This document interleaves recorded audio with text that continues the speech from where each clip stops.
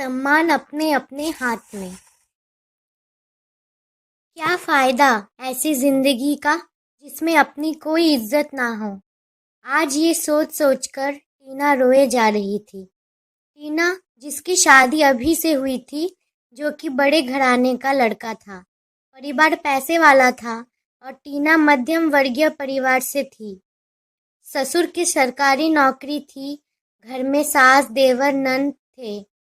टीना के पिता ने एक विवाह पत्रिका में उसका नाम दर्ज करवाया हुआ था, जिसे देखकर अभी के पिता ने उनसे मिलने की इच्छा जताई थी। टीना पढ़ी लिखी थी और मुंबई जैसे शहर में नौकरी करती थी, जबकि अभी के पिता मोहन इटावा जिले में नौकरी करते थे।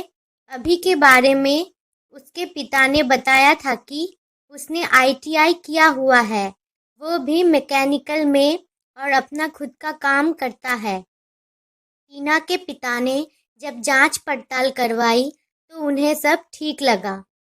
अभी के माता पिता, बहन भाई जब टीना के घर उसे देखने पहुंचे तो उन्होंने टीना को पसंद कर लिया।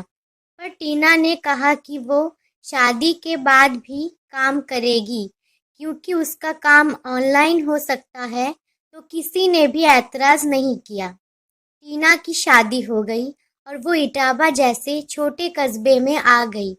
हालांकि टीना की मां ने कहा भी था कि मुंबई जैसे बड़े शहर में रहने वाली टीना इटावा में कैसे रह पाएगी, परंतु टीना के पिता ने बात को वही दबा दिया। टीना के ससुराल में थोड़े दिन तो सब सही रहा, पर जब टीना ने देखा कि अभी कभी तो पूरा पूरा दिन घर में ही रहता है और कभी 1-2 घंटे बाहर जाकर फिर घर में आ जाता। महीना बीतने पर टीना ने अपने खर्च के लिए अभी से पैसे मांगे तो उसने कहा कि मम्मी से ले लो। जब टीना ने सास से पैसे मांगे तो सास ने 2 टुक मना कर दिया कि तुम्हारे पति की तो कोई आय नहीं है और अभी तुम्हारे ससुर की तनख्वाह भी नहीं मिली है।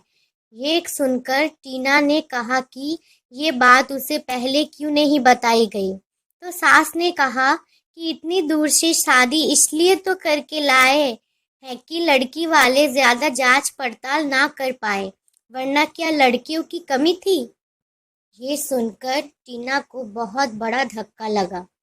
टीना ने अपना ऑनलाइन काम शुरू किया, तब उसकी सास और ननद को खलबली मचने लगी, जबकि टीना घर काम निपटा कर ही अपना काम करने बैठती थी।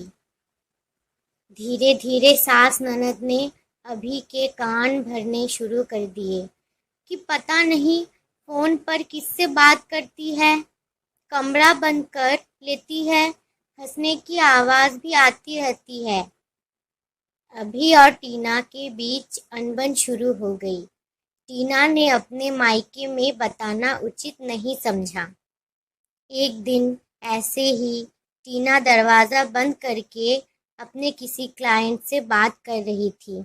तभी अभी पीछे से गुस्से में आया और उसका फ़ोन उठाकर पटक दिया, जिससे फ़ोन टूट गया।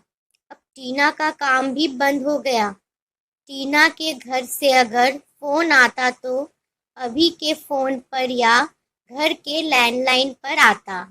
सास या नंद कोई न कोई उसकी बात सुनने के लिए वही बैठी रहती, जिससे वो अपने घर वालों को कुछ बता भी नहीं पाती। टीना की स्थिति बद से बदतर होती जा रही थी।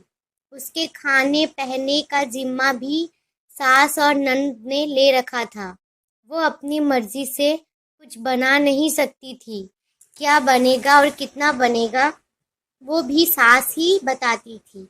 अगर बताते समय आटा कम पड़ गया तो टीना दोबारा आटा भी नहीं માંड सकती थी।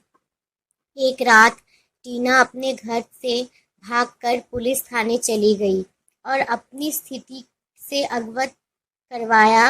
वहाँ थाना इंचार्ज ने उसके पिता से बात करवाई। टीना की शिकायत पर पुलिस वाले उसके घर भी गए। घर वालों ने माफीनामा भी लिखकर दे दिया, पर टीना ने अपने ससुराल में किसी भी कीमत पर नहीं रहना चाहती थी। मायके आकर टीना ने एक कंपनी ज्वाइन कर ली और साथ ही एक एनजीओ भी ज्वाइन कर लिया, जहां वो अपनी सैलरी का कुछ हिस्सा देकर अपने जैसे महिलाओं की मदद करने लगी। उसने उनके लिए सिलाई मशीन की व्यवस्था करवाई। जो महिलाएं सिलाई जानती थी, उनसे नए डिजाइन के कपड़े सिलवाकर ऑनलाइन बेचने लगी। आज टीना एक कदम उसकी आत्मनिर्भरता के साथ साथ कई महिलाओं को भी उनकी आत्मनिर्भरता की तरफ बढ़ा रहा है। दोस्तों, आपको ये कहानी कैसी लगी? अगर आपको ये कहानी पसंद आई है तो प्लीज़ मेरे चैनल को सब्सक्राइब कीजिए एंड मुझे सपोर्ट कीजिए। ऐसे ही और सुंदर कहानियाँ सुनने के लिए बने रहिए हमारे साथ। नमस्कार।